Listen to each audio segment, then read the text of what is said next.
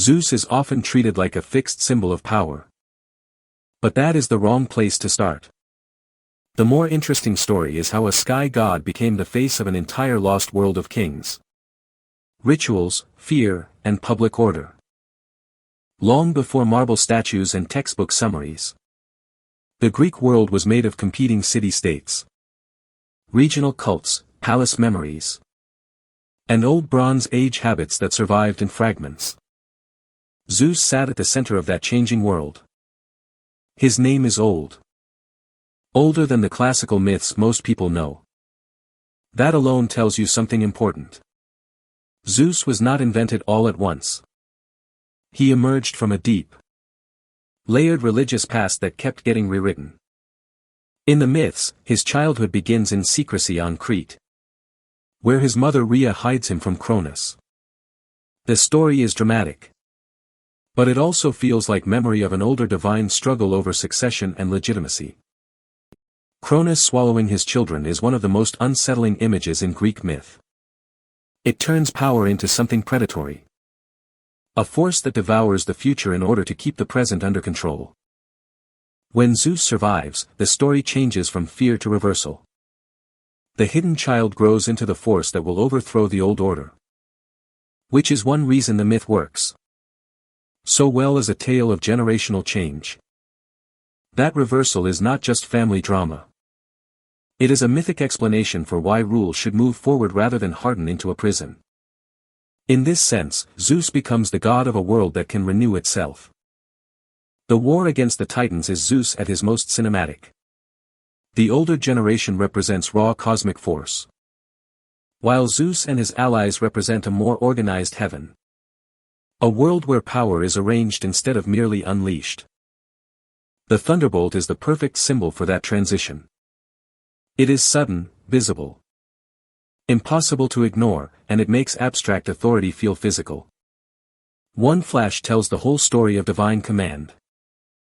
After the victory, Zeus does not simply become a stronger warrior. He becomes allocator of order.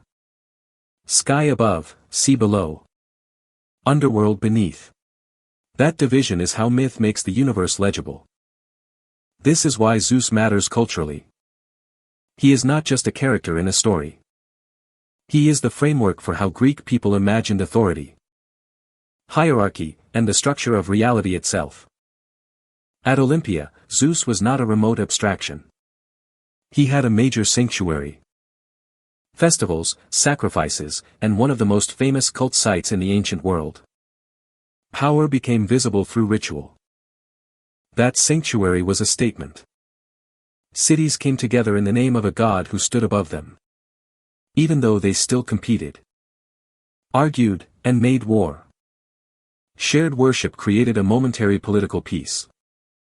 Sacrifice mattered because it translated fear into structure. The smoke, the offering, the prayer, and the feast all reminded people that divine order was negotiated through public action, not private belief alone. Zeus was also a god of justice. The Greeks invoked him in oaths, treaties, and courtroom language, because promises needed a witness larger than any human ruler could be trusted to provide.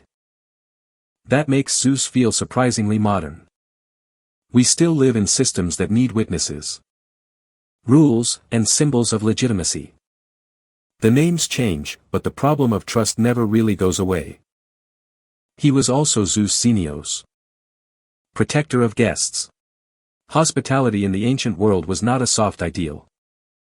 It was a serious moral code that protected travelers, strangers, and fragile alliances between households. That role gave Zeus a social power beyond thunder. He became the god who punished broken hospitality, which meant that even ordinary meals could carry the weight of cosmic consequence. He was also connected to storms, oak trees, and sacred hills. At Dodona, priestly tradition read divine messages in the rustling of leaves, turning weather itself into a form of speech. That kind of worship makes the old world feel alive. The god is not trapped in a book. He is in wind, birds, smoke, and the uneasy sensation that nature may be trying to tell you something. Zeus also sits at the center of the messy divine family that Greek myth keeps returning to. Hera, Athena, Apollo, Artemis, Hermes, and others all orbit his authority in different ways. That family is not just a list of names. It is a map of the world Greek culture was trying to explain. Wisdom, warfare, marriage, travel, music, hunting, and politics all needed a place in the system. Zeus's many lovers and children made him feel boundless. But they also revealed something else. Power spreads itself through lineage. Stories about his offspring are stories about authority reproducing itself. That is why the myths are so crowded. Each child is a political or cosmic branch. And every branch lets the Greek imagination test a different aspect of civilization. From law to war to craft. The lost world part of the title matters. Because much of this came from oral tradition and fragmentary ritual memory. We do not have the original full story in one perfect form. We have traces, echoes, and later reconstructions. Archaeology helps fill in the missing edges. Temples, dedications, inscriptions, and cult objects show that Zeus was not only a myth, but a lived religious presence across centuries and regions. The more we study those remains, the more the old world comes into focus. Zeus was part of a network linking palace memory, city power, ritual life, and public identity.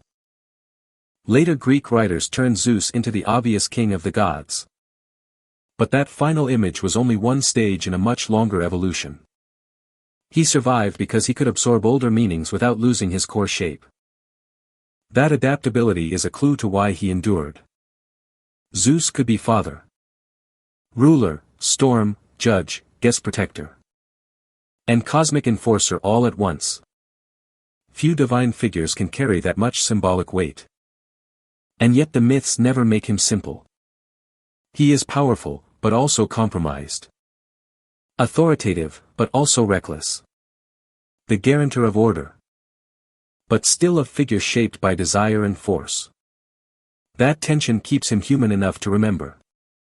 Roman Jupiter inherited much of Zeus. And later Europe inherited Jupiter. So the sky god kept moving even as empires changed. The name shifted, but the logic of heaven-backed rule stayed familiar.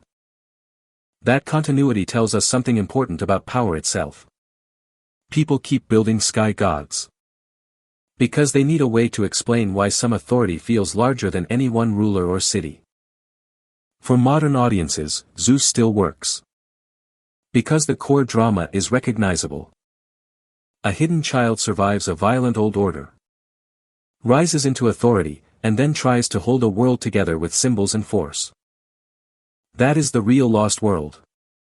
Not just a set of ruins, but a way of thinking in which kingship, weather, ritual, and morality all belong to the same mental landscape. Zeus is the clearest doorway into that world. If you want more stories where gods, kings, and forgotten systems collide, stay with the Lore Atlas.